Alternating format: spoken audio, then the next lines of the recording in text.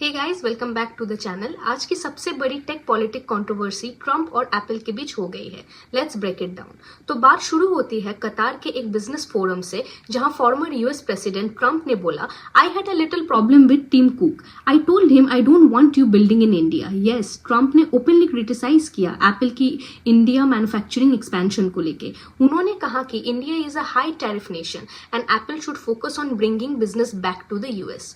अब बात करते हैं ग्राउंड रियलिटी की। एप्पल ने पिछले कुछ सालों में इंडिया में मैसिव एक्सपेंशन किया है।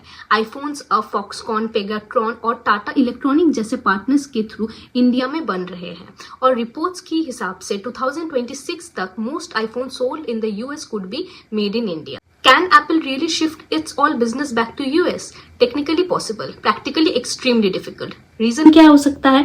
अमेरिका में लार्ज स्केल स्मार्टफोन मैन्युफैक्चरिंग करना एक्सपेंसिव है। High labour cost, limited skill workforce और poor supply chain integration compare to Asia. Trump चाहे तो प्रेशर डाल सकते हैं, but Apple needs cost efficiency which India offers. Trump के स्टेटमेंट के बाद एप्पल ने क्विक क्लैरिफिकेशन दिया इंडियन गवर्नमेंट को, no change in commitment. Company ने क्लियर किया, India will continue to be की ग्लोबल मैन्युफैक्चरिंग हब।